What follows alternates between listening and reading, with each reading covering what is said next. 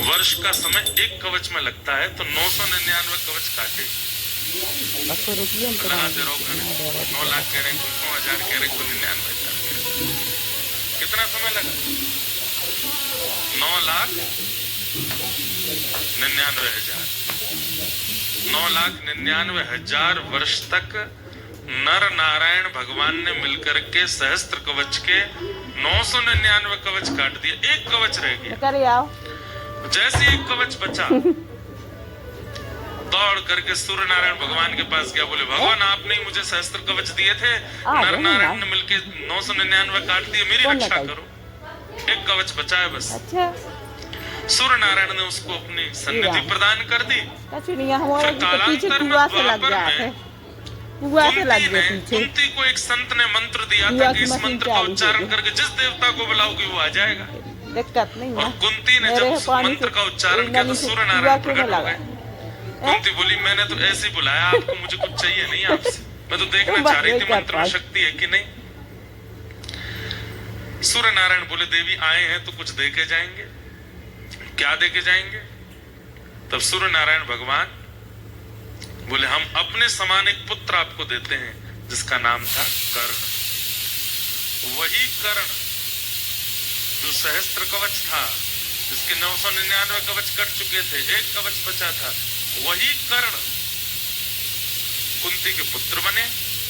और उसके बाद कृष्ण और अर्जुन, नर नारायण ही कृष्ण अर्जुन के रूप में प्रकट हुए।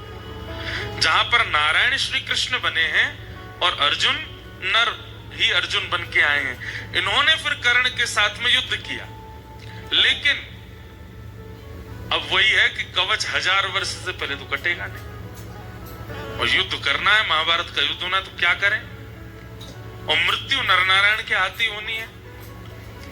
तब फिर इंद्र को माध्यम बनाया और इंद्र ने आकर के भरी बीच युद्ध मैदान में ब्राह्मण का रूप धारण किया और दानवीर कर्ण से कहा कि मुझे दान दो। सारथी मना कर रहा है कर्ण को कि युद्ध मैदान के बीच में कोई दान नहीं होगा, लेकिन कर्ण कह रहे हैं मैं अपना नियम नहीं तोड़ूंगा, ये जो मांगेंगे सो दूंगा। बोले मांगिए विप्रवर, क्या चाहिए? अभी मैं युद्ध के बीच में हूं, मुझ पे बहुत समय नहीं है, जल्दी मांगिए, क्या चाहिए? बोले आपके कवच और कुंडल चाहिए। कर्ण समझ गए अब मेरी मृत्यु, और उसी समय अपने कवच कुंडल विप्र को दे दिए और सहस्त्र कवच का इतने युगों बाद जाकर के फिर संहार। तो वही नर नारायण यहाँ पर विराजमान है। इधर सुबह उठते ही सबसे पहले क्या करना है आप लोगों को? सूर्य नारायण भगवान को प्रणाम करो। उसके बाद ये पर्वत साक्षात नारायण भगवान है, इनको प्रणाम करो। ये पर्वत साक्षात नर हैं, इनको प्रणाम करो। इन दोनों को वंदन करो, नर नारायण। अच्छा एक बात, मंदिर में अभी कितने लोग दर्शन कर आए? हाथ ऊपर करिए। सभी कर आए लगभग? आप बता सकते हैं हमें कौन कौन है मंदिर में? पता ही नहीं होगी, चलो हम बताते हैं। एक तो बद्री विशाल भगवान का दर्शन ऐसा है कि बाहर आते ही व्यक्ति भूल जाता है क्या देखा, मुकुट ही मुकुट याद रहता है बस। मध्य में जो विराजमान है, स्वर्ण मुकुट के बिल्कुल मध्य में, वहां पर तपस्वी भेष में भगवान नारायण विराजमान है, तप कर रहे हैं। और तप भी कैसे कर रहे हैं? एक कूले पर बैठे, इतना भयानक तप कर रहे हैं ठाकुर जी, ऐसे बैठे। कभी सुबह के अगर आप मंगला के दर्शन करना चाहो तो कुछ 4-5 हजार की टिकट है। सुबह सुबह के अभिषेक का दर्शन होता है, उसमें सर्वांगीण अंग दिखता है, शालिग्राम मूर्ति भगवान नारायण। ठीक उनके बगल में आप देखेंगे तो स्वर्ण मुख के रूप में साक्षात श्री कुबेर विराजमान है, क्योंकि उन्हीं का लोक है। यहाँ के लोग तो ऐसा भी कहते हैं कि पर्वत अंदर से खोखले हैं, इनके अंदर ही कुबेर लोक है। रात में ज्यादा घूमना नहीं, यक्षिणियां घूमती रहती हैं, पकड़ के ले जाती हैं ऐसा बोलते हैं। तो उनके ठीक बगल में आपको दिखेंगे श्री कुबेर जी महाराज। कुबेर जी के इधर की तरफ आप थोड़ा सा आएंगे तो वहां आपको दिखेंगे श्री नारद जी महाराज। 6 महीने यहाँ पर दक्षिण भारत के श्री रावल जी सेवा करते हैं, और फिर जब कपाट बंद हो जाते हैं उसके बाद यहाँ श्री नारद जी मुख्य पुजारी हैं इस मंदिर के, इसलिए नारद जी विराजमान है। इधर की तरफ जब आप आओगे तो आगे की ओर गरुण जी विराजमान है और पीछे हमारे भक्तों के अग्रगण्य श्री उद्धव जी महाराज और हम ब्रजवासियों के अति प्रिय उद्धव जी महाराज बैठे हैं ठीक बिल्कुल। और इधर की तरफ देखेंगे तो दो मूर्ति आपको दिखाई देंगी, वही नर नारायण भगवान है। ये समस्त दर्शन आपको वहां पर होगा। मैं आज सुबह अनुमान लगा रहा था जब दर्शन करने के लिए गया, चारों युगों का दर्शन होता है एक ही मंदिर में, और वो है बद्रीनाथ। देखना कैसे नारायण भगवान जो यहाँ विराजमान है सतयुग में विराजमान, सतयुग का दर्शन। नर नारायण जो विराजमान है त्रेता से विराजमान, इसलिए त्रेता का दर्शन। द्वापर में श्री उद्धव जी महाराज यहाँ पर आए तो इसलिए उद्धव जी को जब देखते हैं द्वापर का दर्शन। और कलिकाल में यहाँ पर नित्य श्री नारद जी आते हैं, या फिर इसमें ऐसा कह लीजिए कि भगवान के स्वधाम गमन के बाद कलयुग प्रारंभ हो गया। तो जब उद्धव जी यहाँ आए तब कलयुग के प्रथम दिन चल रहे थे, तो उद्धव जी का दर्शन कलयुग का दर्शन है और नारद जी का दर्शन द्वापर का दर्शन है। तो सतयुग, त्रेता, द्वापर, कलयुग। सतयुग कौन? बद्री विशाल भगवान। त्रेता कौन? नर नारायण भगवान। द्वापर कौन? नारद जी महाराज। और कलयुग कौन? श्री उद्धव जी महाराज। तो चारों युगों का दर्शन होता। अब आप पूछेंगे इनका दर्शन का फल क्या मिलेगा? जैसे कहते हैं कि पड़ा त्रेता में जन्म लेना पड़ा, हम लोगों को लगता है कि तब जन्म लेना भी सार्थक होता है, पर नहीं, जन्म कभी भी लेना सार्थक नहीं। चारों युगों का यहाँ दर्शन करने से चारों युगों के जन्म जाल से मुक्ति है। अब आपका जन्म तभी होगा जब ठाकुर जी चाहेंगे, और ठाकुर जी कब चाहते हैं? जब ठाकुर जी स्वयं अवतार लेते हैं। भगवान कृष्ण बन करके आ रहे हैं तो आप में से किसी को चुनेंगे, ए सुनो तुम हमारी मैया बन के आना, तुम हमारे भैया बन के आना, तुम हमारी गैया बन के आना।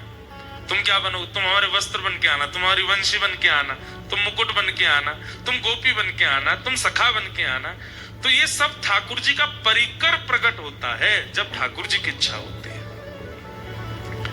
ऐसे चारों युगों का दर्शन एक ही मंदिर में। नीचे तप्त कुंड है और उनके नीचे अलकनंदा जी है। यहां पर गंगा जी के इतने रूप क्यों हैं? अलकनंदा जी, रुद्रप्रयाग में जब आप दर्शन करोगे तो वहां मंदाकिनी जी, देव प्रयाग में दर्शन करोगे तो भगीरथी जी। ये अलग अलग रूप क्यों है? क्योंकि शिव की जटाओं से गंगा जी प्रकट हो रही हैं और हिमालय की पूरी श्रृंखला शिव जटा मानी जाती है। तो जब गंगा जी प्रवाहित हुई तो आप सब भी स्नान के लिए जल डालते हैं, तो यहां से इधर से सब जगह से आता है। तो शिव जटाओं में से जब गंगा जी प्रवाहित हुई तो एक यहां से गई हैं, वो श्री अलकनंदा जी बन गई हैं। एक दूसरी तरफ से पहुंची हैं तो वो मंदाकिनी जी बन गई हैं। और फिर वहां वहां जो जो क्रियाएं लीला हुई उनके हिसाब से इनका नाम पड़ता चला गया। जानू ऋषि पी गए थे, कान से प्रकट किया इसलिए जानवी पड़ गया। भगीरथ जी लेकर के आए इसलिए भागीरथी पड़ गया। लेकिन देव प्रयाग के बाद ऋषिकेश आते आते वो केवल एक रह जाती है, गंगा। ऐसी मां गंगा है। तो ये सब यहाँ के दर्शन के भाव हैं और समय समय पर हम आप सबको और क्रियाएं बताते रहेंगे। लेकिन एक रहस्य बता रहे हैं। अच्छा, कल से एक काम और कीजिएगा, जो लोग नियमित रूप से 6 दिन सुनने वाले हैं, कथा 6 ही दिन की है, यहाँ पर 15 तक कथा है। भागवत जी का पाठ सप्ताह चल रहा है, लेकिन कथा यहाँ 15 को विश्राम हो जाएगी और उसके बाद हम सब लोग प्रस्थान करेंगे। इन 6 दिनों में आप लोग प्रयास कीजिए, ये अवसर बार बार नहीं मिलेगा और हर जगह नहीं मिलेगा। आप हमसे अगर 7 दिन बाद बोलेंगे महाराज जी यही वाली कथा हमको कहीं और भी सुननी है, तो संभव नहीं है, ये बद्रीनाथ में ही प्रकट होगी। अपनी एक डायरी बना लीजिए, होना तो आज सुबह से ही चाहिए था कि आप पे हो, पर कोई बात नहीं, आज खरीद लीजिएगा। एक पेन लीजिएगा और नित्य कई ऐसे अनसुने प्रसंग और अनसुने भाव आप सुनेंगे, उनको लिखते जाइएगा, उनको लिखते जाइएगा। अब यहां प्रसंग हमने क्या रखा है? उद्धव कृष्ण संवाद। श्री उद्धव जी और ठाकुर जी का सुंदर प्रसंग, और इस प्रसंग में भिक्षुक गीत आएगा, ऐल गीत आएगा, भगवान 2 गीत सुनाएंगे। गोपियों के गोपी गीत भागवत जी में 7 गीत हैं। रुद्र गीत पहला, वेणु गीत, गोपी गीत, युगल गीत, भ्रमर गीत, भिक्षुक गीत और ऐल गीत। ये 7 गीत हैं भागवत में। इनमें से 2 गीत ऐसे हैं जो स्वयं भगवान ने गाए हैं, और वो दोनों गीत इन 6 दिनों की कथा में आएंगे। कौन कौन से? भिक्षुक गीत और ऐल गीत। इसलिए आप ये सोच लीजिए, एक प्रकार से मैं कह दूं तो इसमें कोई अतिशयोक्ति नहीं है। श्रीमद् भगवत गीता का भी अपग्रेडेड वर्जन है उद्धव कृष्ण संवाद। भगवत गीता क्या है? कृष्ण अर्जुन संवाद। और अभी जो आप सुनने वाले हैं, इसको कई लोग उद्धव गीता भी कहते हैं। श्रीमद् भागवत का 11वां स्कंद, 11वां स्कंद। तो ये जो लोग गीता पढ़ते हैं और जो लोग गीता समझ चुके हैं, अब क्या करें? अब उद्धव कृष्ण संवाद सुनो। जो वहां नहीं कहा ठाकुर जी ने, वो यहां कहा है। और मैं कई जगह आपको उद्धव के प्रश्न और ठाकुर जी के उत्तरों में बताऊंगा कि अर्जुन भी यही प्रश्न करता है, पर वहां ठाकुर जी क्या उत्तर देते हैं और यहां ठाकुर जी क्या उत्तर दे रहे हैं। इसलिए इस विषय को इतना ध्यान से सुनिएगा। मेरा तो अभी सोच के अभी मुझे भूमिका बनानी पड़ेगी, नहीं तो मेरा तो मन है कि प्रथम प्रश्न पर जाऊं और सीधा प्रारंभ करूं, पर मुझे पूरी भूमिका आपको सुनानी है। इसलिए इस विषय को आप बहुत ध्यान से सुनिएगा। अत्यंत मार्मिक और अत्यंत गूढ़ विषय है। और हम आपको एक बात स्पष्ट बोल दें, आप लोग तो यहाँ बैठे हो, पर मूल रूप से स्वयं बद्रविशाल भगवान और श्री उद्धव जी महाराज कथा में आके इसको सुनेंगे, क्योंकि उन दोनों का ही ये रस स्वरूप है। बहुत सुंदर भाव है। तो हम लोग वो सब श्रवण करेंगे, उस विषय में हम आगे बढ़ेंगे। कुछ पॉइंट्स में लिख कर के लाया हूं, जिससे मुझे आज की भूमिका को प्रकट करना है। सबसे पहली बात,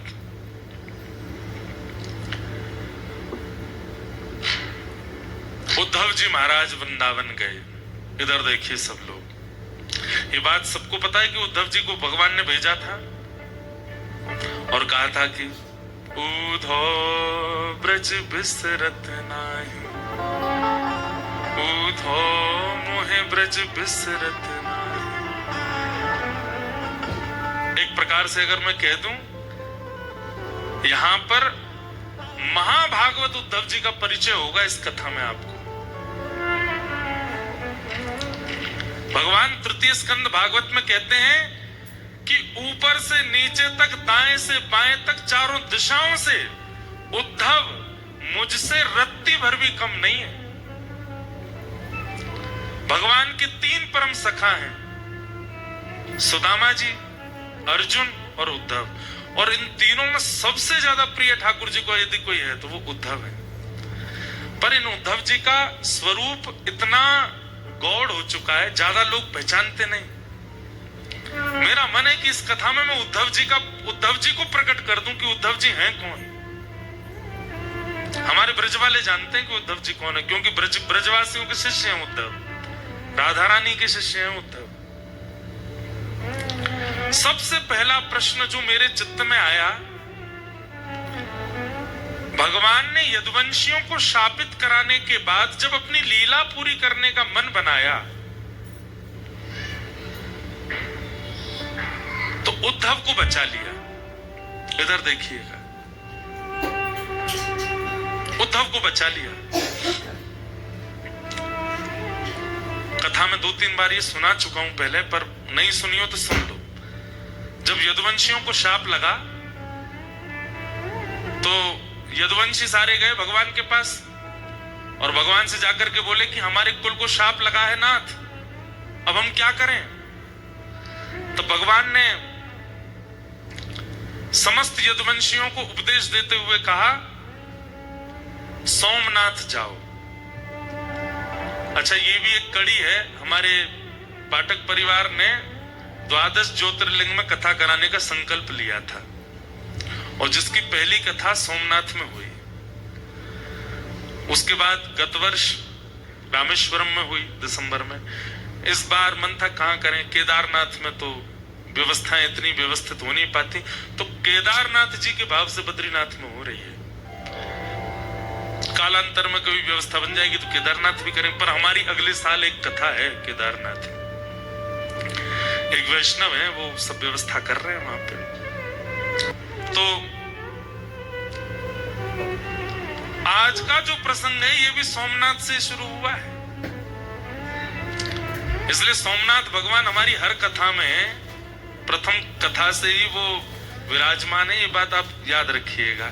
उनकी उपस्थिति से ही कथाएं हो रही हैं सारी। तो भगवान ने कहा कि सोमनाथ जाइए और सोमनाथ में जाकर के यज्ञ कीजिए। और यज्ञ भी नहीं, भगवान ने वहां पर एक उपदेश देते हुए एक बहुत सुंदर बात कही कि लिखने वाली बात है ये। ठाकुर जी कहते हैं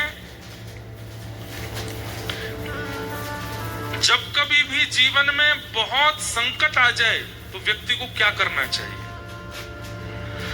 जब कभी भी जीवन में अति संकट आ जाए उस परिस्थिति में व्यक्ति को क्या करना चाहिए। तो वहां श्लोक है, भगवान कहते हैं व्यक्ति को जितना हो सके दान करना चाहिए। सावधानी से सुनिएगा। हमारे शरीर में कोई रोग बना है और अगर उस व्यक्ति को या तो वमन नहीं होता या फिर किसी भी रूप में अंदर से मल निकले ना, तो व्यक्ति की मृत्यु की पूरी संभावना बन जाती है। व्यक्ति के अगर मलमूत्र और भीतर की वस्तु बाहर निकलने के रास्ते बंद हो जाए तो कितनी भी दवाई दे दी जाए, डॉक्टर यही प्रयास करेगा कैसे भी करके इनका मल स्वच्छ होना चाहिए, नहीं तो ये मर जाएंगे। ठीक वैसे ही भगवान यहाँ पर उपदेश देते हैं यदुवंशियों को, और यदुवंशियों से कहते हैं देखो जीवन में अति संकट जब आती है तब क्या करना चाहिए। बोले जितना संग्रहित धन है उसको व्यय करना प्रारंभ करो, दान करो, पुण्य करो, यज्ञ करो, अनुष्ठान करो। व्यक्ति दान पुण्य यज्ञ अनुष्ठान कब करता है? जब सब कुछ व्यवस्थित है, कोई दिक्कत नहीं है, सब बढ़िया चल रहा है, एक नंबर चल रहा है बिजनेस, तब करें कथा करा लो, यज्ञ कर लो, अनुष्ठान कर लो, ठीक है तब भी करो। लेकिन यहां भगवान की वाणी है कि संकट जब जीवन में आवे तब प्रयास करो, जेब में जितना रखा उस समय और लगा बहुत बड़ा संकट आ गया, क्या करें? दान कर दो। अभी जेब में डालो, कितने हैं निकाल दो, कहीं से लाओ, कुछ दान पुण्य, इतना भी नहीं कि सब खत्म ही कर दो, पर कुछ दान करो। ठाकुर जी कहते हैं दान करते ही आप अनुभव करेंगे कि कुछ प्रतिशत जो आपका कष्ट है वो घटने लगेगा। क्यों?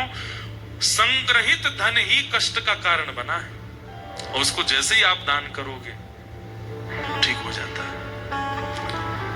तो भगवान ने यदुवंशियों से कहा कि आप सब लोग सोमनाथ चलो, और सोमनाथ में जाकर के हम लोग यज्ञ करेंगे, दान करेंगे, और वहां सोमेश्वर महादेव से प्रार्थना करेंगे जिस प्रकार आपने चंद्रमा के शाप का हरण किया, यदुवंशियों के शाप का भी हरण करो। यदुवंशी सब खुश हो गए, वाह वाह वाह वाह वाह, चलो चलो चलो तैयारी करो। पर दूर बैठे उद्धव भगवान की ओर देख रहे थे, और भगवान की ओर देखते हुए कह रहे थे, बोले नाथ आप ये सब क्या कर रहे हैं, मैं सब समझ रहा हूं। क्यों? अरे द्वारिका में कितनी यदुवंशी हैं पता है? भगवान का कुल कितना बड़ा है? कहते हैं कि द्वारिका जब विराजमान थी उस समय द्वारिका के बच्चों को पढ़ाने के लिए, अनुमान लगाइएगा, 4 करोड़ अध्यापक हैं और एक अध्यापक के नीचे 40 बच्चे पढ़ते हैं। अब बच्चों से हिसाब लगाओ कितने बच्चे हैं, कितने इनके माता पिता हैं, कितने इनके दादी दादा हैं, उससे अनुमान लगा लीजिए कि यदुवंश कितना बड़ा था। जो समुद्र में डूब चुकी द्वारिका वो छोटी नहीं थी, विशाल थी। इतने बृहद यदुवंश था कि ठाकुर जी को एक दिन चिंता हो गई, और ठाकुर जी एक दिन रुक्मणी जी से बोले मथुरा अच्छा था, व्रज अच्छा था। बोले क्यों?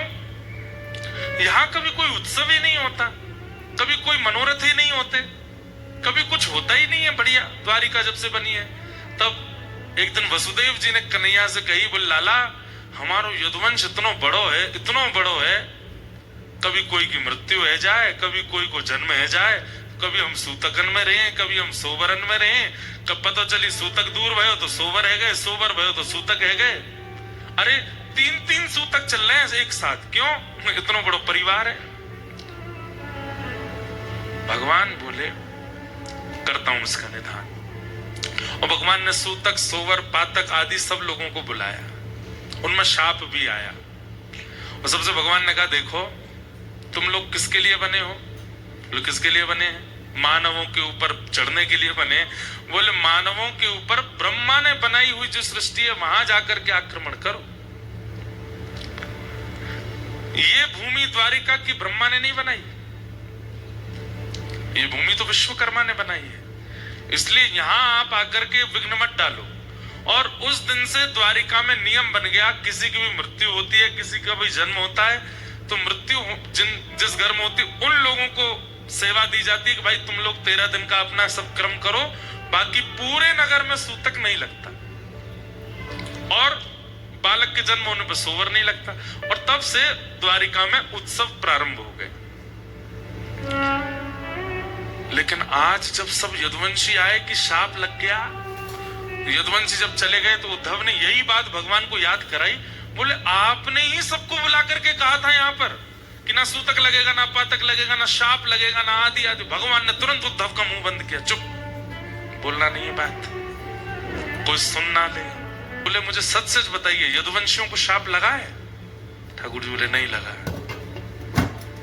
और आप इनको नाव दरिया पार करा करके सौराष्ट्र ले जाएंगे, सोमनाथ, और वहां चरण रखते ही इनको शाप लग जाएगा। ठाकुर जी बोले हाँ, आप शाप लगवाने ले जा रहे हैं इनको, शाप मुक्त कराने नहीं लेके जा रहे हो। क्यों? भगवान बोले उद्धव बल, सुनिएगा, इतनी सुंदर, मैं तो मतलब मुझे कभी कभी ये लग रहा है मैं श्रोता क्यों नहीं हूं, मैं वक्ता क्यों हूं, इतनी अच्छी वाणी है। ठाकुर जी क्या कह रहे हैं? उद्धव बल अगर पराधीन है तो वो वही बल राक्षस बन जाता है, इसलिए बल सदैव किसी के अधीन होना चाहिए। यदुवंशियों में बल है, पर ये धीरे धीरे धीरे धीरे सब पराधीन होते जा रहे हैं, ये मेरे अधीन नहीं। और एक दिन ऐसा आएगा कि यदुवंशी अपने बल की पराधीनता से पूरी पृथ्वी का भक्षण कर लेंगे, क्योंकि मैं ईश्वर हूं इस बात का अभिमान करते हैं, इस बात की धन्यता नहीं है इनके अंदर कि हम भगवान के वंशज हैं। कितनी अच्छी बात कह रहे हैं ठाकुर जी कि बल चाहे बुद्धि का हो, बल चाहे धन का हो, बल चाहे शरीर का हो, बल चाहे विवेक का हो, वो सदा पराधीन होना चाहिए, दूसरे के अधीन होना चाहिए। अगर आपका बल और उस बल के ऊपर कोई दंड देने वाला नहीं है तो आप अपने बल से राक्षस बन जाओ। रावण राक्षस कैसे बन गया? बल को नियंत्रित करने वाला ऊपर कोई है नहीं। हिरण्यकश्यप राक्षस कैसे बन गया? कंस राक्षस कैसे बन गया? क्योंकि उस बल को अंकुश लगाने वाला कोई नहीं है ऊपर। और मानव भी, हम आप सब भी राक्षस क्यों बन जाते हैं? जब हम अपने बल का, हमको कोई अंकुश नहीं होता, उस बल के ऊपर कोई पराधीनता नहीं होती।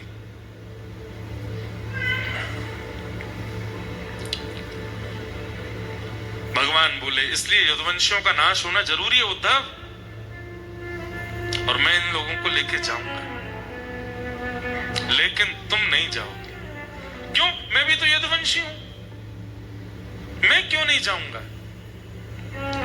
तो भगवान बोले उद्धव कोई तो एक रहना चाहिए ना जो मेरी भक्ति का, मेरे भाव का, मेरे ज्ञान का, मेरे धर्म का आगे तक प्रचार कर सके। और फिर इसी विषय को ठाकुर जी यहां उद्धव के चित्त में विरक्ति आवे, भक्ति आवे, त्याग आवे।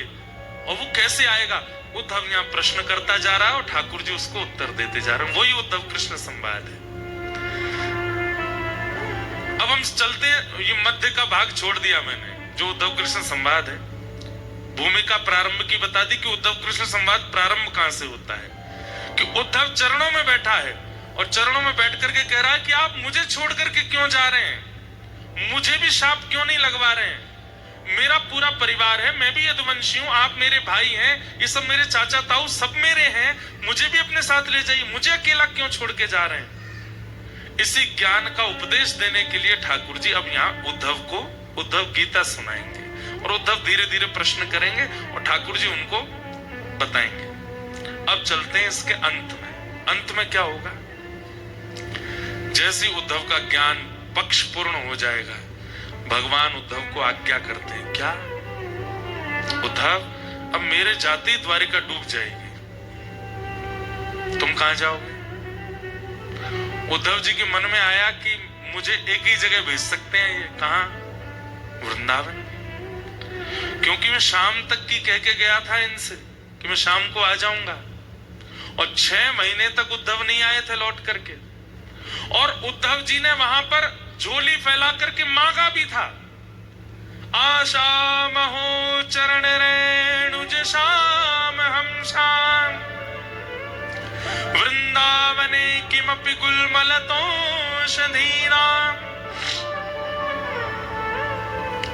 उद्धव जी के मन में आ चुका है कि ये मुझे व्रज जाने को कहेंगे, और उद्धव जी थोड़ी तैयार भी उसी तरीके से होने लगे थे। भगवान बोले, उद्धव बोले कि ठाकुर जी द्वारिका डूब जाएगी आपके जाते। बोले जी तो मुझे कहां जाना है। भगवान बोले बता रहा हूं। बोले मुझे पता है कहां जाना है। बोले कहां जाओगे। बोले व्रज।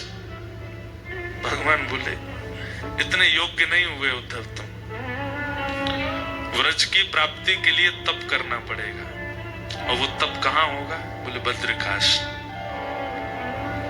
श्रीमद् भागवत के उत्तर महात्म्य में स्पष्ट लिखा है।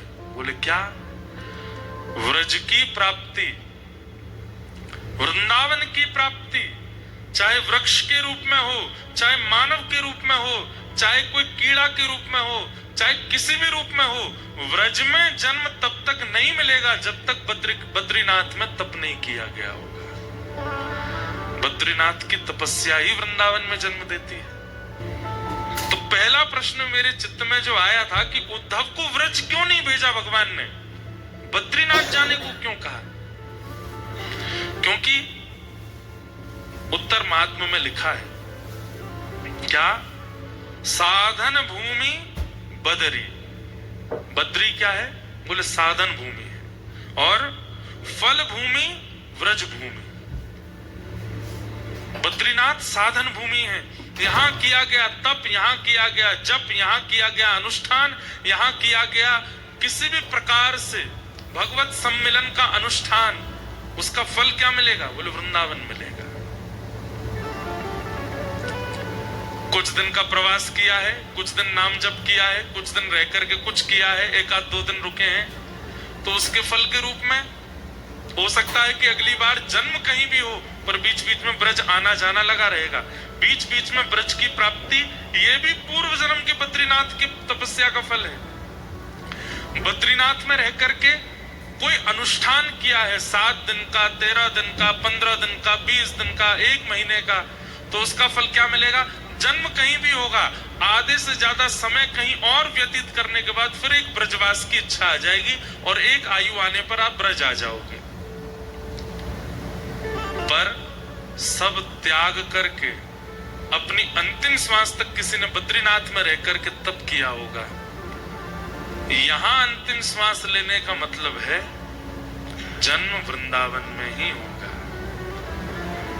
यहां जो भी प्राण त्यागेगा, ये निश्चित है कि उसका जन्म कहीं ना कहीं व्रजमंडल में ही होगा। उद्धव ने झोली फैला करके मांगा है कि मुझे व्रज की प्राप्ति हो। तब भगवान आज जाते जाते कहते हैं उद्धव तुम बद्रीनाथ जाओ। उद्धव घबरा गए, बोले आपने व्रज जाने को नहीं कहा, जबकि आप जानते हैं कि ब्रजवासियों से, किशोरी जी से और व्रज से मेरा इतना प्रेम है, फिर भी आपने मुझे व्रज में निवास करने की आज्ञा नहीं दी, आप कह रहे हो बद्रीनाथ जाओ। तो भगवान प्रसन्न होकर के बोले व्रज ऐसे ही नहीं मिलेगा उद्धव, उसके लिए तुम्हें बद्रीनाथ में तप करना पड़ेगा।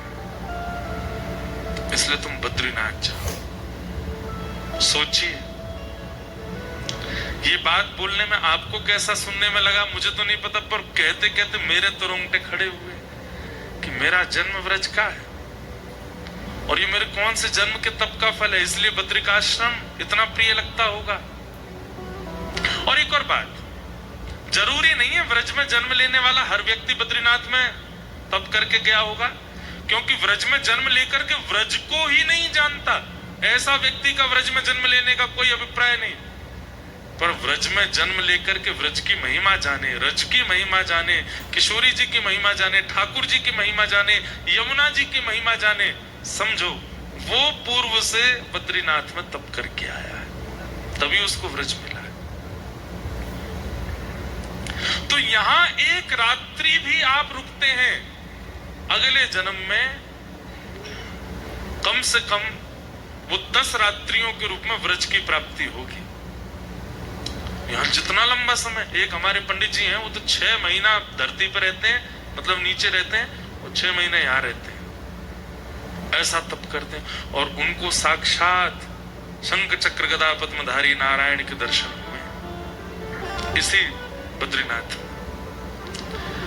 तो जो पहला प्रश्न मेरे मन में था कि उद्धव को वृंदावन क्यों नहीं भेजा, उसका समाधान आज मिला। क्यों? क्योंकि सीधे वृंदावन ठाकुर जी कह रहे हैं ऐसे नहीं मिलेगा, वाकई नहीं तो ब्रज में बद्रीनाथ में तप करना पड़ेगा। नारायण क्यों बैठे हैं यहां तप में, उसके पीछे भी 2 कारण है, बहुत सावधानी से सुनिएगा। जगत नियंता जगदाधार परमात्मा को क्या आवश्यकता है तप में बैठने की, वो तप में क्यों बैठे हैं? तपस्या वो करता है जिसको कुछ चाहिए हो, या तपस्या वो करता है जो भगवत दर्शन करना चाहता हो। स्वयं भगवान है, स्वयं सर्व समर्थ हैं, जिनकी भ्रगुटी टेढ़ी होने पर पर्वत बन जाते हैं, जिनके मुस्कुरा जाने पर समुद्र में लहरें आ जाती हैं, जिनके क्रोध हो जाने पर भूमि बीच से फट जाती है और नूतन प्रलय हो जाता है, उन परमात्मा को तप में बैठने की क्या आवश्यकता है? 2 कारण। पहला कारण, कर्म की पत्नी का नाम है तपस्या। क्या? कर्म की पत्नी का नाम क्या है? तपस्या। और कर्म और तपस्या के घर जन्म लेता है फल। कौन जन्म लेता है? फल। आपके और मेरे जीवन में ये तीनों नहीं है, केवल 2 हैं। कौन? कर्म और फल। तपस्या कहां है? और बिना तपस्या के फल का जन्म होगा नहीं। चाहे आप सतयुग में देख लीजिए, चाहे आप त्रेता में देख लीजिए, चाहे आप द्वापर में देख लीजिए, चाहे वो सामान्य मानव हो, ऋषि हो, राक्षस हो, सबको तप करना पड़ता है। हम क्यों नहीं करते? क्योंकि हम सबके नाम से तपस्या बद्रीनाथ भगवान कर रहे हैं। हमें केवल कर्म कर, कर्मण्येवाधिकारस्ते मा फलेषु कदाचन, भगवान गीता में कहते हैं तुम केवल कर्म करो, फल देने की क्षमता मेरी है, फल मैं दूंगा। क्यों? क्योंकि कर्म की पत्नी तपस्या भगवान के पास है। प्राचीन काल में, अन्य युगों में बिना तपस्या किए कर्म का फल नहीं मिलता था, लेकिन कलिकाल में व्यक्ति कर्म करता और उसको फल की प्राप्ति हो जाती है। कैसे? क्योंकि बद्री विशाल भगवान यहां तप कर रहे हैं प्रत्येक मानव के लिए, चाहे वो भारत का है, चाहे वो विदेश का है, पृथ्वी पर जन्मा है तो जन्म लेते ही उसके नाम का संकल्प लेकर के बद्री विशाल भगवान बैठते हैं। तू बस कर्म किए जा, फल की चिंता मत कर, फल मैं दूंगा। क्यों? तपस्या से फल का जन्म होता है और वो तुम्हें भेजता रहूंगा। इसलिए मैं प्रार्थना करके कहता हूं, हर जीवात्मा को प्रयास करे कि वो हर साल बद्रीनाथ जरूर आवे और बद्री विशाल भगवान से प्रार्थना करके कहे, नाथ कर्म मैं करता हूं, तपस्या आप करते हैं, फल मुझे मिलता है। आज तक मुझे जो भी मिला और भविष्य में जो भी मिलेगा सब आपकी कृपा है। सब देने के लिए मुझे धन्यवाद। तो धन्यवाद ज्ञापन करने के लिए एक बार जरूर बद्रीनाथ आना चाहिए। तो पहला कारण, भगवान बद्री विशाल यहां तप क्यों कर रहे हैं? ताकि हमें फल मिल सके। इसलिए जब बद्री विशाल भगवान का दर्शन करो तो दो विधियां हैं। पहली विधि, अपना गोत्र बोल करके प्रणाम कीजिए। आपका नाम गोत्र क्या है? इंद्रेश उपाध्याय भारद्वाज गोत्र उत्पन्नो हो कह करके प्रणाम करो। और यदि आपकी दीक्षा किसी परंपरा में हो चुकी है तो अपने अष्टाचार्यों का, अष्टाचार्य नहीं तो 4 आचार्यों का, 4 नहीं तो कम से कम अपने पूर्व के 2 आचार्यों का।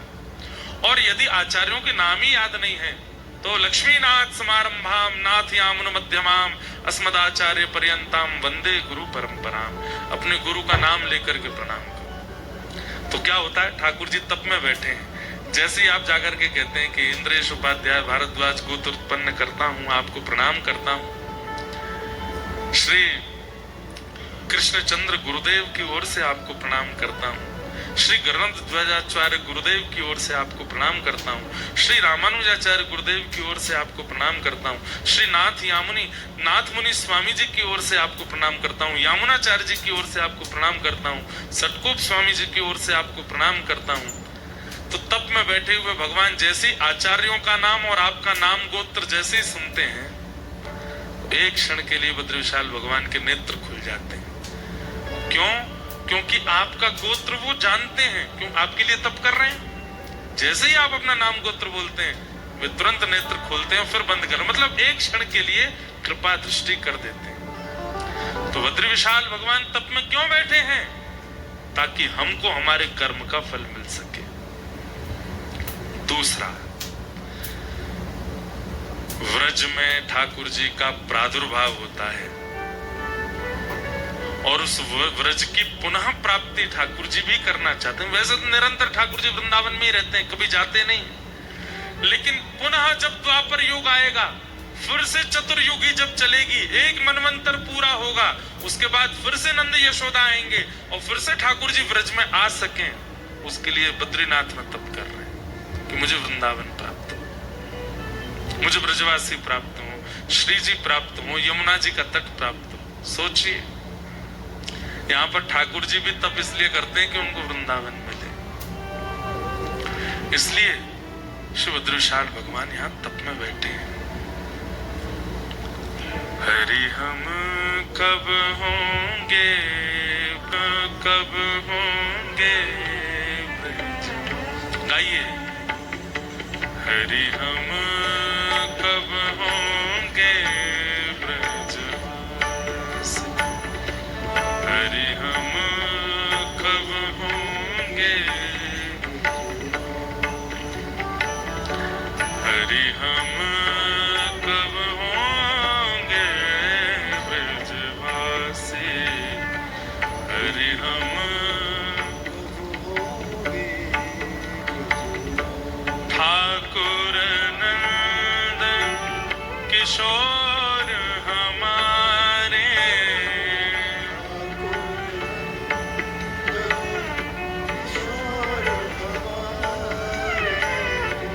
ठाकुर नंदन किशोर हमारे, ठाकुर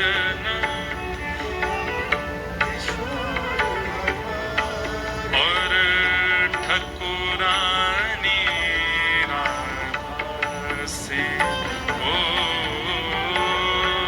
ठकुरानी, गाइए, हरि हम कब होंगे ब्रजवासी, हरि हम कब होंगे। ये पद तो नित्य बद्री विशाल भगवान के सामने गाने वाला है।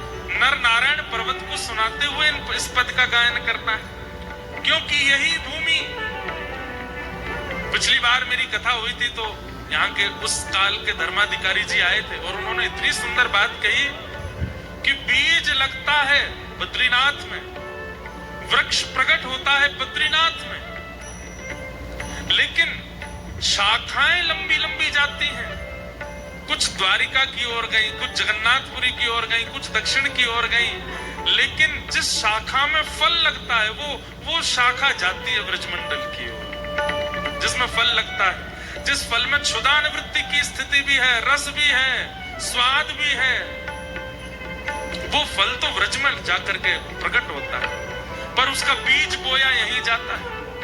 बंधुओं, वृंदावन की पहचान पूरे विश्व को किसने कराई? श्रीमद् भागवत। वो भागवत कहां प्रकट हुई? यहीं, बीज यहीं बोया गया था, लेकिन वो विशाल वृक्ष प्रकट होकर के डाल पहुंची कहां? वृंदावन में। भागवत के सबसे ज्यादा वक्ता कहां है? भागवत के सबसे ज्यादा वक्ता वृंदावन में, भागवत कथा सबसे ज्यादा वृंदावन में। श्रीमद् भागवत जी का पठन पाठन कराने वाले विद्यालय भी सारे वृंदावन में, जबकि भागवत जी का विद्यालय यहां होना चाहिए, ये जन्म स्थान है। नहीं, सब इंटरकनेक्टेड है। बद्रीनाथ का एक ही फल है कि वृंदावन की प्राप्ति होती है। इसलिए ये पद तो बद्री विशाल भगवान के सामने गाना है। हरि हम कब होंगे ब्रजवासी, हरि हम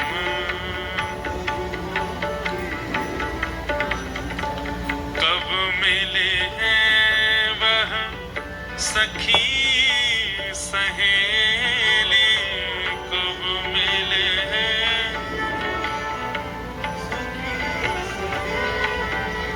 हो, कब मिले हैं वह सखी सहेली, कब मिले हैं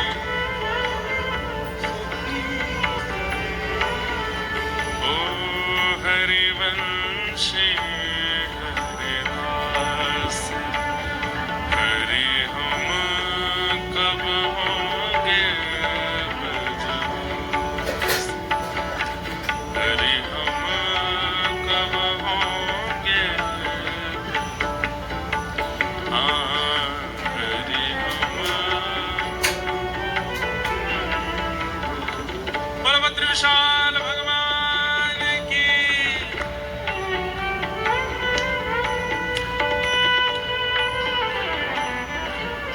ताली बजाओ, गर्मी लगेगी थोड़ी।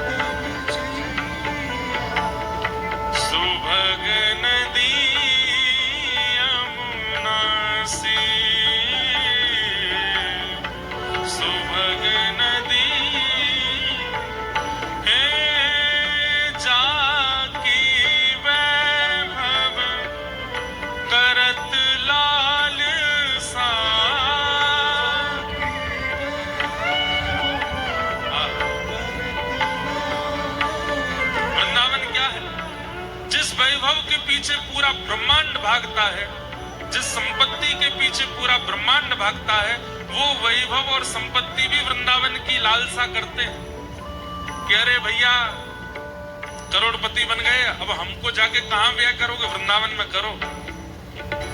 इतनी संपत्ति, इतना वैभव आ गया है, कहां इसको खर्च करो? वृंदावन में जाकर कर दो। वैभव को भी इसकी लालसा रहती है, कहीं और मुझे खर्च ना करे मेरा स्वामी, इसको खर्च करने की इच्छा हो तो वृंदावन में करे। जाकी वैभव करत लालसा,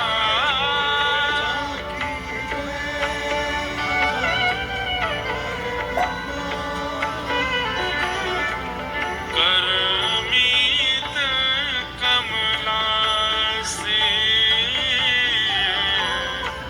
करमीत कमला से, कब होंगे ब्रजवासी, हरि हम कब होंगे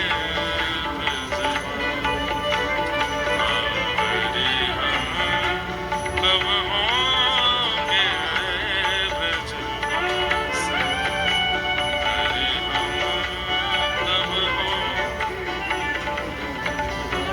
इतनी आस व्यास की पुजवहु, इतनी आस,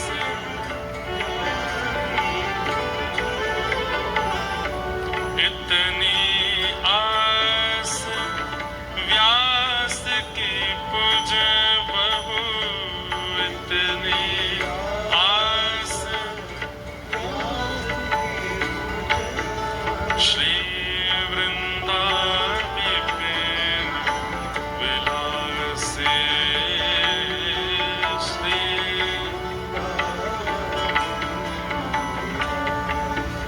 ओ हरि हम कब होंगे ब्रजवासी, हरि हम कब होंगे,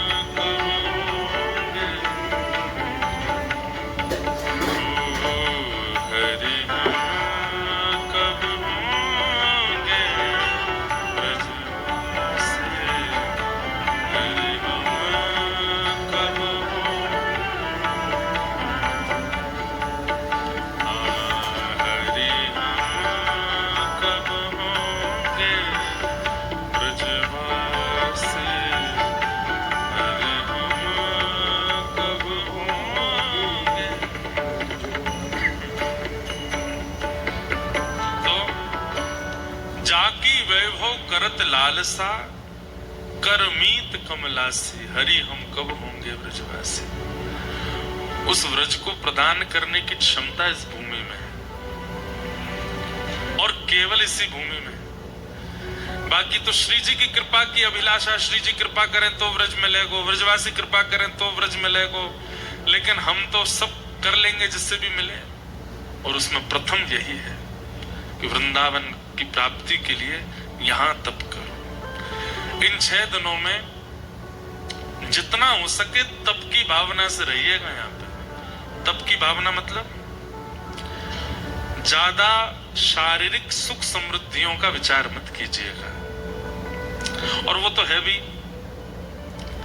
यहाँ पर व्यक्ति कितनी भी सुख समृद्धि ले, फिर भी थोड़ा तो तप उससे हो ही जाएगा। कुछ नहीं तो नहाने तो जाएगा, तभी तप हो जाएगा। सोने के लिए व्यक्ति जैसे लेटता है, कम से कम 20 मिनट तो उसको बिस्तर ही गर्म करने में लगते हैं, और इतने में ही जो पानी पिया था वो तैयार हो जाता है। 20 मिनट बाद होते, अरे यार अब चल, फिर गए, फिर लौट के आए, फिर 30 मिनट लगे, और वॉशरूम होके लौट के आते, फिर तो जो कुकड़ी चलती है महाराज। क्योंकि तपस्या की भूमि है। तपस्या का मतलब क्या है? जहां शरीर की सारी सुख समृद्धियों का व्यक्ति, देखिए बंबई दिल्ली आदि में त्याग करना पड़ेगा, यहां अपने आप हो जाएगा। जो 4 रोटी नीचे खाते हैं उनकी 2 ही खवेगी यहाँ पे, यहाँ अपने आप ही 2 रोटी का ही मन होगा। जो पानी तो बहुत ही कम पीने को होता है। आज जिनकी करवा चौथ है माताएं, यहाँ तो सहज ही हो रहा होगा करवा चौथ। पानी की प्यास ही नहीं लगती। क्यों? अब जल इतना खर्च ही नहीं होता, यहाँ पसीना ही नहीं आते, थकता ही नहीं व्यक्ति। लेकिन फिर भी दिक्कत तो हो ही रही होगी कई माताओं को, क्योंकि मौसम बहुत ठंडा है, सांस लेने में चलने फिरने में दिक्कत तो होती है। पर फिर भी ये तपस्या की भूमि है, यहाँ सुख का विचार नहीं करना। एक बात हम कहें, करिएगा अगर मन हो तो सुबह ब्रह्म मुहूर्त में यहाँ उठ जाइए और कम से कम डबल टोपा पहनिएगा, 2-2 हाथ में ग्लव्स और नीचे 5-6 जोड़ी जुराब और 3-4 जैकेट और सब डाल करके नर नारायण पर्वतों का दर्शन कीजिए। नित्य कीजिए, 1 दिन करो, 2 दिन करो, 3 दिन करो, कुछ अनुभव होगा। सप्त ऋषि भ्रमण करते रहते हैं यहाँ पर, कैसे कैसे आचार्य हैं, कैसे कैसे पूर्व संत हैं। कभी कभी आपको ऐसा लगेगा कि हमारी कदकाठी का व्यक्ति नहीं है, इतना ऊंचा व्यक्ति यहाँ कहां से घूम रहा है। घबराइएगा नहीं, उनको दिख जाए तो वो यहाँ भ्रमण करते हैं, निवास करते हैं। सब देवादिदेव महादेव भी यहाँ आते हैं। केदारनाथ में आरती होती है, उससे पहले यहाँ आकर के बद्री विशाल भगवान का दर्शन करते हैं, केदारेश्वर भगवान, फिर जाते हैं वहां आरती कराते हैं अपनी। तो ये भू वैकुंठ है, ये पृथ्वी नहीं है। यहाँ पर अनुभव हो सकता है ठाकुर जी का, इसलिए बहुत सावधानी से यहाँ कुछ कुछ अनुभव करने का प्रयास कीजिएगा। लेकिन ब्रह्मचर्य का पालन जो लोग नहीं करते, आचार विचार की शुद्धि नहीं रखते, उनको दर्शन होते भी नहीं। वो तो बीमार और हो जाएंगे सुबह उठ के जल्दी। तो इस भूमि का फल क्या है? व्रज भूमि। यहाँ किए गए तप का फल है व्रज की प्राप्ति। तो भगवान ने इसलिए उद्धव को व्रज नहीं भेजा। उद्धव को भगवान आज्ञा करते कि तुम बद्रीनाथ जाओ, और बद्रीनाथ जाने से पूर्व बद्रीनाथ जाने वाली की स्थिति कैसी होती है, वो कैसा बने तब बद्रीनाथ जाए। एक प्रकार वही यहाँ पर भगवान उद्धव को समझा रहे हैं, वही उद्धव कृष्ण संवाद है। अगर मैं कह दूं तो कोई अतिशयोक्ति नहीं। उद्धव कृष्ण संवाद को यदि किसी व्यक्ति ने सुन लिया तो यह भी हो सकता है कि 6 दिन बाद उसका घर जाने का मन ना हो। एक और विषय आज सुबह जब मैं अध्ययन कर रहा था तो मेरे मन में आया, हमने सूरदास जी का प्रसंग सुना, मीराबाई का प्रसंग सुना, गोस्वामी तुलसीदास जी का प्रसंग सुना, भक्त चरित्र सुने। भक्त चरित्र सुनने के बाद हमने भक्तों की स्थिति का अनुभव किया, लेकिन उस भक्त स्थिति में जाया कैसे जाएगा वो स्वयं भगवान यहां बता रहे हैं उद्धव को। सूरदास कैसे बनोगे, मीराबाई कैसे बनोगे, कृष्णदास कैसे बनोगे, कुम्मन दास कैसे बनोगे, जिन जिन भक्तों, नरसिंह मेहता कैसे बनोगे, गोस्वामी तुलसीदास कैसे बन सकते हो। उस स्थिति को सुना तो तुमने बहुत है, उस स्थिति का तुमने दर्शन और अनुभव तो बहुत कर लिया, पर उस स्थिति में आने के लिए आवश्यकताएं क्या क्या हैं वो यहाँ ठाकुर जी बताएंगे। वो उद्धव कृष्ण संवाद है। तो भगवान ने उद्धव को व्रज नहीं भेजा, बद्रीनाथ भेजा।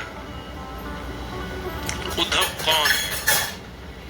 उद्धव का प्रथम परिचय, वृष्णीनां प्रवरो मंत्री कृष्णस्य दयितसखा शिष्यो बृहस्पतिर साक्षात् उद्धवो बुद्धिसत्तमः। वृष्णीनां प्रवरो मंत्री, यदुवंशियों के प्रबल मंत्री हैं श्री उद्धव जी महाराज। कृष्णस्य दयित सखा, एक तो ये यदुवंशी भी हैं और भगवान के दयित सखा। दयित सखा मतलब प्राण प्रिय सखा हैं उद्धव। शिष्यो बृहस्पतिर साक्षात, बृहस्पति के शिष्य हैं। साक्षात विद्या, चलती फिरती विद्या, बृहस्पति उनके ये शिष्य हैं। उद्धवो बुद्धि सत्तम, बुद्धि में इतने प्रवीण हैं कि भगवान द्वारिका लीला में जैसे एक चीज सुनिएगा, आप सब लोग हमारी कथा सुनने आते हैं, हम कथा सुना के जब जाएंगे तो अपनी माता जी को फोन करते हैं, उनसे पूछते कथा सुनी? वो हाँ सुनी। कैसी रही आज की कथा? ठीक रहा? कुछ हमने अटपटा तो नहीं बोला? कुछ गलत तो नहीं निकल गया? हम अपनी माँ से ही पूछते हैं और किसी से नहीं पूछते। ऐसे ही द्वारिकाधीश श्री कृष्ण जब अपनी स्वधर्मा सभा में बैठते हैं तो ब्रह्मा जी खड़े हैं, महादेव खड़े हैं, इंद्र खड़े हैं, बड़े बड़े राजनेता खड़े हैं और भगवान वहां उपदेश देते हैं। और उपदेश देने के बाद जैसे अपने सिंहासन से उतर के पीछे जाते हैं, उद्धव को बुलाते, उद्धव इधर आओ, सब ठीक था? कुछ हमने गड़बड़ी तो नहीं करी? हमारे वचनों में कोई गड़बड़ी, शब्द आदि सब ठीक थे ना?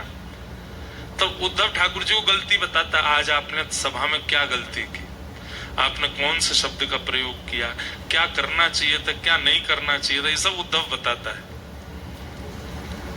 तो भगवान इंप्लीमेंट करते हैं, उद्धव की बात मानते हैं। उद्धव अगर कह दे कि कल आपको ये बात नहीं बोलनी है तो ठाकुर जी नहीं बोलेंगे। और उद्धव अगर कह दे कि ऐसा कहना है, ठाकुर जी का मन ना हो तो भी ठाकुर जी बोलेंगे। इतना प्रिय है उद्धव ठाकुर जी। ठाकुर जी का मन ना हो तो भी ठाकुर जी बोलेंगे। इतना प्रिय है उद्धव ठाकुर जी। ऐसे श्री उद्धव। परंतु ये तो उद्धव जी के प्रभाव का वर्णन था। अब उद्धव जी के स्वभाव का वर्णन सुनो। उद्धव जी कौन है? महाभागवत। कौन है?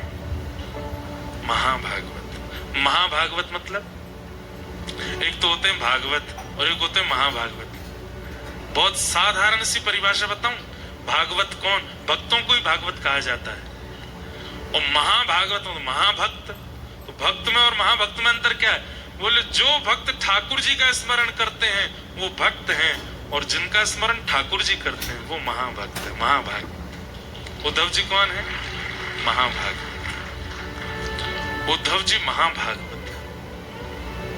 उद्धव को याद भगवान करते हैं। उद्धव सुबह उठते ही स्नान ध्यान जैसे ही कर लेता है, उद्धव पूजा में नहीं बैठता। द्वार खटखटा रहा है, खोलो। उद्धव कहता रुक जाओ, केश काट रहा हूं। अरे जल्दी खोलो। उद्धव केश आदि काट करके अपने वस्त्र आदि पहन के जैसे द्वार खोलता है, भगवान कहते हैं हम आ गए, चलो प्रणाम करो। उद्धव प्रणाम करता है। आपने इतना श्रम क्यों किया? अरे हमको याद आ रही थी, जब से नहा धो के उठे तब से सोच रहे थे अब जाएं उद्धव के पास, अब जाएं उद्धव के पास। नहा लिया होगा, तैयार हो लिया होगा, अब तो बैठ गया होगा आसन पर, अब जब करेगा तो मैं आ गया। चलो उद्धव। सोचिए, कोई शालिग्राम जी की पूजा करता है, कोई नारायण जी की मूर्ति की पूजा करता है, कोई कलशों का स्थापन करके पूजन करता है, कोई अक्षत में देव को विराजमान करता है, पर एकमात्र उद्धव हैं जिनके पास स्वयं ठाकुर जी जाते हैं और जाके कहते हैं चलो अब हमारा ध्यान करो। ध्यान हो गया, अब थोड़ी देर जप करो, लाओ चलो चरण धो लो हमारे। स्नान तो हमने कर लिया, पंचामृत स्नान हमारा नहीं, चरणों का कर लो। चलो अब चरणों में चंदन लगा दो। भगवान स्वयं बोलते हैं उद्धव को, उद्धव चरणों में चंदन लगा दो। लाओ माला पहना दो, माला पहना देते हैं। चलो आशीर्वाद ले लो, आशीर्वाद ले लो। आरती करो हमारी, चलो आरती कर लो। भोग लगाओ, नैवेद्य रखो। उद्धव के नैवेद्य ठाकुर जी पा लेते हैं। अब ये भोग हो गया, पालो। पा लिया, चलो हो गई पूजा संपन्न। बोले जी चलो अब चलते हैं आगे। ये नियम है, क्रम है रोज उद्धव का। रोज ठाकुर जी जाते हैं अपनी पूजा कराने उससे। इतना प्रिय है ठाकुर जी। ऐसा कौन सा लक्षण है, ऐसा कौन सा गुण है उद्धव में जो कि वो ठाकुर जी को इतना प्रिय है? उन्हीं लक्षणों का वर्णन यहाँ पर उद्धव जी की पहचान में नवयोगेश्वर संवाद में राजा निमि को बताते हुए योगेश्वरों ने बताया। महाभागवत के लक्षण क्या है? अगर ये आ सके तो इनको लाने का प्रयास कीजिएगा। महाभागवत का प्रथम लक्षण, सर्वभूतेषु यः पश्येत् भगवद् भावमात्मनः भूतानि भगवत्यात्मन् एष भागवतोत्तमः। भले ही प्रकट रूप में प्रस्तुत नहीं करता, लेकिन उसका हृदय ऐसा ही है। कैसा? सर्वभूतेषु यः पश्येत् भगवद् भावमात्मनः। आंखों के आगे दिखने वाली हर वस्तु में यह विश्वास करता है इसमें भगवान है। ध्यान से सुनिएगा, इधर देखिए सब लोग। आंखों के आगे दिखने वाली हर वस्तु में क्या विश्वास रखता है? इसमें भगवान है। आप लोग यहां से दर्शन करने के लिए जाइए बद्री विशाल भगवान का। हम महाभागवत क्यों नहीं है? क्योंकि हम चलते फिरते यही सोचते हुए जाएंगे बद्री विशाल भगवान तो वहां है। गंगा जी पार करके जो मंदिर है उसके अंदर जाएंगे और फिर वहां पुजारी बैठे होंगे, वही है। वहां यहां से वहां तक जितना सब कुछ हमारे सामने आया उनमें भगवत दृष्टि हमारी नहीं हो सकती। हम इस बात को मानते जरूर हैं, जानते जरूर हैं, लेकिन इस बात को विश्वास नहीं करते कि ठाकुर जी सब जगह हैं। पर महाभागवत क्या है? बोले सब में ये विश्वास कर लेता है, इसमें परमात्मा है। मतलब उद्धव जी महाराज अगर कथा पंडाल से बद्रीनाथ भगवान का दर्शन करने जाएंगे तो आंखों के आगे दिखने वाले हर व्यक्ति को, हर धातु को, हर पुरुष को, हर स्थिति को, हर वस्तु को प्रणाम करते हुए चलेंगे। क्यों? सब परमात्मा है, सब भगवान है। पहली बात, सर्वभूतेषु यह पश्येत भगवद भावमात्मनः। वो सबको देखेगा और सब में भगवान का स्मरण करेगा। सब में परमात्मा है। और जब परमात्मा प्रत्यक्ष सामने होंगे और जब उनका दर्शन करेगा तो क्या भाव रखेगा? बोले सब इन्हीं में ही है। मतलब सब में वे हैं और वे जब सामने आ जाए तो सब इनमें हैं। ये दो स्थिति रखता है महाभागवत। समझ में आई बात? बद्री विशाल भगवान को दर्शन से पहले जो दिख गया सब में परमात्मा, और जब बद्री विशाल भगवान दिखे तो क्या? सब इनमें। ये दो स्थिति जिसकी है उसको क्या कहते हैं? महाभागवत। ये दो लक्षण। और कैसा होता है महाभागवत? महाभागवत और कैसा होता है? न काम कर्म बीजाना यस्य चेतसि संभव वासुदेवैकनिलय स वै भागवतोत्तम।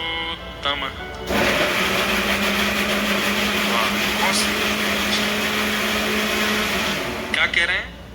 न काम कर्म भी जाना। उनके चित्त में कोई कामना कभी प्रकट ही नहीं होती। जैसे हमारी इच्छाएं प्रकट होती हैं, कामनाएं प्रकट होती हैं, महाभागवत के चित्त में कोई कामना नहीं है। तो बोले फिर कैसे जीता है वो? जैसे राखो तैसे मैं अपने मन से कुछ नहीं सोचूंगा। मारा गिरधर लाल थारो नचायो नाचूं रे। मारा गिरधर लाल थारो नचायो नाचूं। जो तू तन को रोग लगावे सोई झपट सो जाऊं। जो तू तन को रोग लगावे सोई झपट सो जाऊं। मतलब अगर बुखार आ गया सुनो, करना नहीं आप लोग ऐसा। हाँ? बुखार आ गया तो औषधि भी नहीं लेंगे। हे नाथ, बुखार आ गया, आपने बुखार दिया है, अब जब आप चाहोगे तभी ठीक होऊंगा मैं कोई प्रयास नहीं करूंगा। मेरे अंदर कामना है ही नहीं ठीक होने की। मेरे अंदर कामना बीमार होने की भी नहीं है, ठीक होने की भी नहीं है, स्वस्थ होने की भी नहीं है। आप चाहोगे तो मैं स्वस्थ हो जाऊंगा। जो तू तन को रोग लगावे सोई झपट सो जाऊं। जो तू काल रूप बने आवे, जो तू काल रूप बने आवे, मैं लपक गोद में आऊं। मारा गिरधर लाल थारो नचायो नाचूं रे। मारा गिरधर लाल थारो। अगर ठाकुर जी आप मृत्यु बन करके आ गए, एक सेकंड भी विचार नहीं करूंगा मैं, उसी समय सब छोड़ के आपको अंग से भर लूंगा, कहूंगा नाथ ले चलो अपने साथ, मेरी कोई कामना ही नहीं है। इसे क्या कहते हैं? महाभागवत। सुनना सुन ही लीजिए, बनना बहुत कठिन है। उद्धव जी यही है, मतलब पूरा दिन निकल गया, कुछ नहीं पाया उद्धव जी ने। संध्या होते होते ठाकुर जी, और उद्धव ठीक हो? हाँ। कुछ खाया सुबह से? नहीं। तो क्यों? आपने खिलाया ही नहीं। तो भगवान को याद आती है, अरे ये तो महाभागवत है, खाएगा ही नहीं जब तक मैं नहीं खिलाऊं। आओ बैठो इधर। फिर ठाकुर जी उसको पवाते, खा लेता है। मतलब देंगे ठाकुर जी तो स्वीकार है, नहीं देंगे तो कामना नहीं है उसकी। न कर्म न काम कर्म बीजानाम, कोई इच्छा नहीं है। न काम कर्म बीजानाम यस्य चेतस संभव। जो आप चाहोगे वो होगा। और वासुदेवैक निलय सवै भागवतोत्तम। अपने तन को क्या मानते हैं? वासुदेवैक निलय, मतलब भगवान का निलय। निलय का मतलब क्या होता है? घर। अपने शरीर को अपना नहीं मानते, अपने शरीर को भगवान का घर मानते हैं। ये ठाकुर जी का घर है। सुबह सुबह उठेंगे भी तो इसी भाव से उठेंगे, ओहो मंगला हो रही, आंख खुल गई, कपाट खुल गए। भीतर कौन है? ठाकुर जी हैं। उनकी शुद्धता पवित्रता, उनकी सेवा मुझको करनी है, तो हाथों से वही क्रिया कर रहे हैं जिससे भीतर के ठाकुर जी की सेवा हो। चरणों से वही क्रिया कर रहे हैं जिससे भीतर के ठाकुर जी की सेवा हो। नेत्रों से वही देख रहे हैं जिससे भीतर के ठाकुर जी को सुख मिले। मुख से वही ग्रहण कर रहे हैं जिससे भीतर के ठाकुर जी को सुख मिले। और कुछ भी ऐसी क्रिया नहीं जिसमें अपने सुख का विचार। मतलब अब बद्री विशाल भगवान है, आपको अगर निज सेवा मिल जाए तो आप तो सुख, ठाकुर जी को सुख मिले उसके लिए क्या कर दूं? घी का दिया जलाओ, ठाकुर जी को सोने का छत्र चढ़ाओ, ठाकुर जी को ऐसी पोशाक लगाओ, ठाकुर जी को ऐसा भोग लगाओ। उनके सुख का विचार करके आप सारी सेवा करोगे। ऐसे ही अपने चित्त में ठाकुर जी का भाव रख के, अपने चित्त में ठाकुर जी का विचार करके कि ये ठाकुर जी का घर है, इसमें ठाकुर जी विराजमान है। एक बहुत साल पहले एक पद बनाया था, बहुत कम गाया कथाओं में। तन तो मंदिर है, मन है वृंदावन। तन तो मंदिर है, मन है वृंदावन। ये तन क्या है? बोले तन तो मंदिर है, और इस तन में जो मन है वो मन वृंदावन है। तन तो मंदिर है, मन है वृंदावन। मन के वृंदावन में बसे हैं श्री राधा रमन। मन के वृंदावन में बसे हैं श्री राधा। वासना को छोड़ तू भक्ति पथ पे चल। वासना को छोड़ तू भक्ति पथ पे चल। वासना में क्यों फंसे आरती सजल। वासना मिटे नहीं, आत्मा मरे नहीं। तन का हो निधन, मन के वृंदावन में बसेंगे श्री राधा रमन। तन तो मंदिर है, मन है वृंदावन।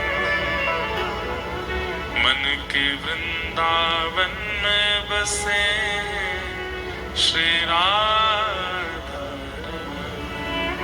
ये उत्तम भाग भागवत की भावना है। तन तो मंदिर है, और इस तन में मन क्या है? बोले मन है वृंदावन। और मन के वृंदावन में कौन बसे हैं? बोले श्री राधा रमण। जिस दिन इस बात को केवल बोलेंगे नहीं, सोचेंगे नहीं, विश्वास कर लेंगे, इस तन से ऐसी कोई क्रिया हो ही नहीं सकती जिससे पाप लगे। हम इस तन से पाप करते तब हैं जब इसको अपना मानते हैं और इस पर अपना अधिकार रखते हैं। परंतु ये तन ठाकुर जी का है और इसमें आवास ठाकुर जी का है। ये भावना करके जब इस तन से क्रियाएं की जाती हैं, कोई पाप नहीं होता। हाँ, तो महाभागवत का दूसरा लक्षण क्या है? न काम कर्म बीजाना। हम आपसे फिर कह रहे हैं, ये कथा दोबारा नहीं होगी, सुन लीजिए। और ये कथा और कहीं होगी भी नहीं, बद्रीनाथ में ही हो सकती है। न काम कर्म बीजाना यस्य चेतसि संभव। अपने चित्त में कोई कामना नहीं है, अपनी कोई इच्छा नहीं है।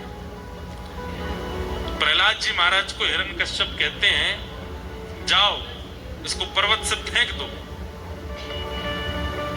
तो प्रहलाद जी महाराज की इसमें सफाई नहीं देते प्रहलाद जी की, पिताजी मेरे साथ ऐसा क्यों कर रहे हो, मैंने क्या अपराध किया, क्या गलत किया? नहीं, पिता ने कह दिया पर्वत से फेंकना है, तो प्रहलाद जी पहले तैयार हो गए, ले चलिए पर्वत पे फेंक दीजिए मुझे। होलिका दहन के लिए चिता पे बैठाना, पहले ही बैठ गए प्रहलाद जी। बस इतना बोले, पिताजी मैं तो ठीक है, मुझे बैठा दीजिए, पर बुआ को मत बैठाओ आप। क्यों? मैं तो बच जाऊंगा, ये नहीं बचेंगे। प्रहलाद जी की अपनी कोई इच्छा नहीं है, वो सब ठाकुर जी पर अर्पित करके रहते हैं। ये महाभागवत का लक्षण। मीराबाई अपनी इच्छा से नहीं। मैं भी मीरा चरित्र कह रहा था चंडीगढ़ में, तो वहां पर भी मैंने एक भाव प्रस्तुत किया कि मीराबाई ने मेवाड़ का त्याग तब तक नहीं किया जब तक गोस्वामी तुलसीदास जी की आज्ञा नहीं होगी। गोस्वामी जी ने जब आज्ञा की, तजियता ही कोटि वैर सम यद्यपि परम स्नेही जाके ही न राम वैदेही, तब उन्होंने राम जी की ही आज्ञा मानी कि राम जी आज्ञा कर रहे हैं, छोड़ के चली गई। अपनी इच्छा से कुछ नहीं किया। अपनी स्वेच्छा अगर मीराबाई ने कभी प्रकट की तो वो करी कब? अपने अंतिम दिन, जो मीराबाई का अंतिम दिन था पृथ्वी पर, बस उस दिन मीराबाई ने अपनी इच्छा प्रकट की। प्रीतम ज्यों जाणो सुध लीजो। मीरा के प्रभु गिरधर नागर मिल बिछुरन मत दीजो। बस ये इच्छा प्रकट करती है मीराबाई कि अब नाथ मिल गए हो, अब मुझसे बिछड़ो मत। बस इसके अलावा कोई इच्छा मीराबाई ने भी कभी प्रकट नहीं की। महाभागवत है ही वो जो इच्छाओं में रहता ही ना हो। तो महाभागवत का दूसरा लक्षण क्या है? कि वो कोई इच्छा नहीं प्रकट करता। तीसरा लक्षण क्या है? वो शरीर को भगवान का ही घर मानता है। इस शरीर में ठाकुर जी विराजमान हैं, तो इस शरीर से वही क्रिया हो जो मंदिर की होती है, और कोई क्रिया इस शरीर से